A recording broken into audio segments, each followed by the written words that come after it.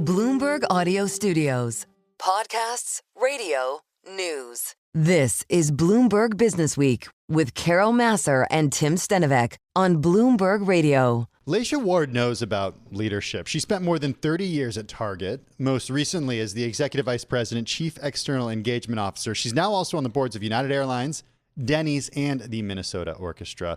She's got a brand new book out. It's called Lead Like You Mean It, Lessons on Integrity and Purpose from the C-Suite. She joins us from St. Petersburg, Florida. Nobody starts a career, Laysha, and ends up in the C-Suite within, just a very short period of time. Your journey at Target was many decades in the making. When we talk about leadership, we also often talk about the importance of mentorship. And that's where I want to start, because that's actually where your book starts.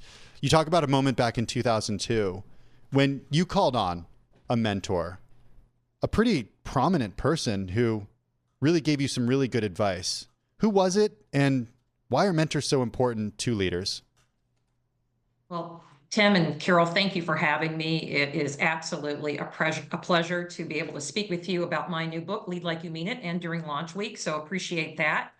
And it's also an opportunity to acknowledge my gratitude for so many men and women who've poured into me, and Mrs. King is one of those. And so the mentor and touchstone in my life that you're referring to is Mrs. Coretta Scott King, none other than the wife of the late Dr. Martin Luther King Jr.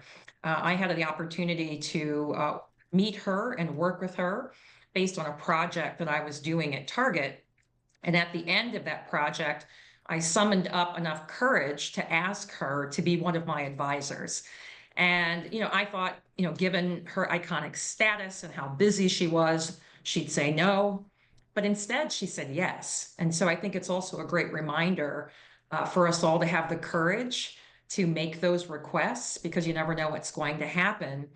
And after we completed that project, you fast forward a year, and I had the opportunity to speak at a large national sales meeting in front of thousands of people, and I was terrified, but had requested that she join me as a part of that presentation, and our CEO at the time agreed.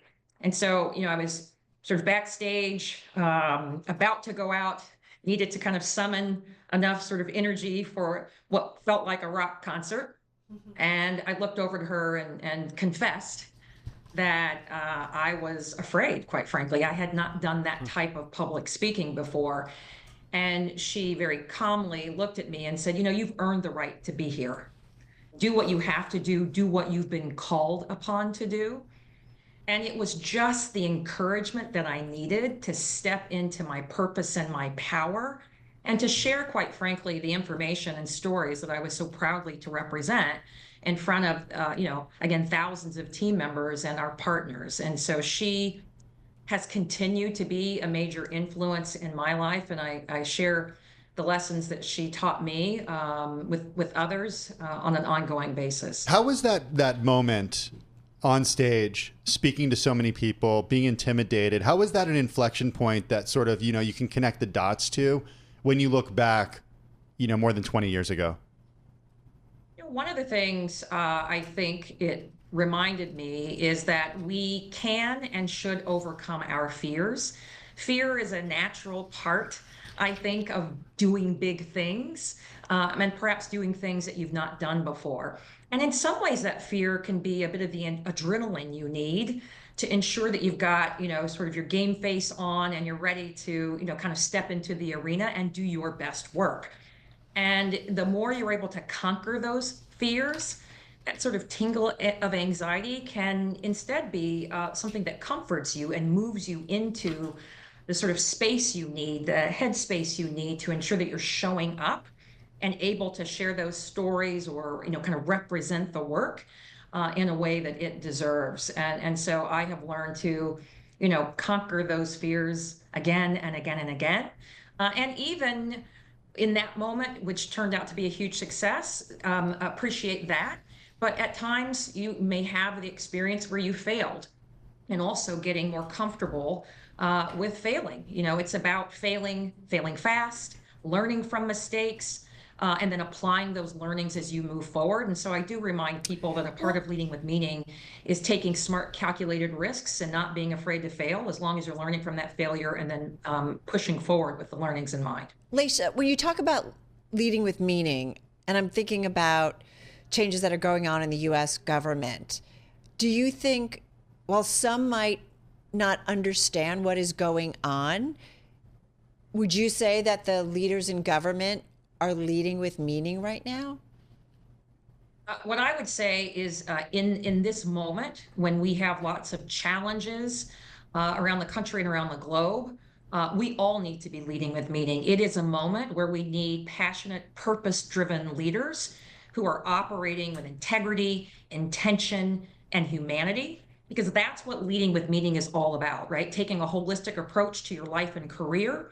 And then that approach really does ask us to make intentional choices and really making sure that we are operating ethically and moving towards making the community, our businesses better off than we found them. And that is something that I think does require a level of care, of trust, of vulnerability, of empathy that we need more of, not less of in this moment. Do you think power, though, and money gets in the way of that? And, you know, it's interesting, and I guess I kind of bring that up because we were having a conversation off air about the money in politics today to get a candidate elected or reelected. If you're a publicly held company, you are held to standards every quarter, you know, in meeting your financial goals. Otherwise, you get punished in the public markets. I just do wonder whether or not power, having positions of power, and how money in general maybe makes it much more difficult to lead with meaning. I think if you're leading with meaning, the amount of money you have should not be the deal breaker, right? When you're leading with meaning, you're acting from your purpose, you're making intentional choices, you're nurturing relationships, and you're championing yourself and others, right? When you're operating with integrity, you shouldn't have to have the amount of money you have make it more or less possible for you to be able to lead with meaning. You can do well while doing good. Purpose is power, right? Money is not power. I think purpose is power. We just have to ensure that we are harnessing that purpose and power in the right ways. I go back to, for example, the founding members of the company that I worked for more than 32 years, the Dayton family. And one of those founding family members, Bruce Dayton, became a mentor of mine, right? That family had a lot of money, power, and influence. It's how do you channel that in pursuit of doing good.